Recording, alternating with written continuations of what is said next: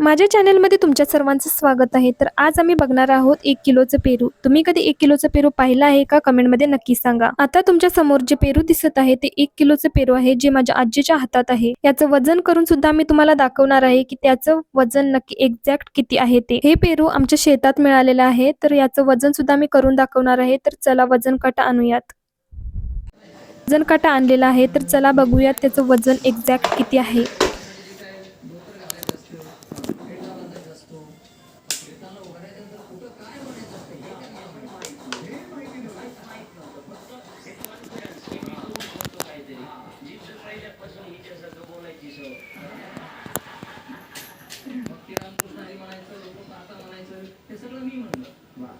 तुम्ही बघू शकता की याचं वजन जे आहे ते 954 ग्राम आहे, म्हणजेच 1 किलोच्या जवळपास. यानंतर आता पावसाळा चालू झाल्यामुळे आमच्या घरी पावसाळी भाजी आणली होती. तर चला दाखवते ती भाजी कोणती आहे. यामध्ये 2 भाज्या मिक्स आहेत. यामध्ये ही जी पहिली भाजी आहे ही 3 तोंडाची भाजी असं बोलतात.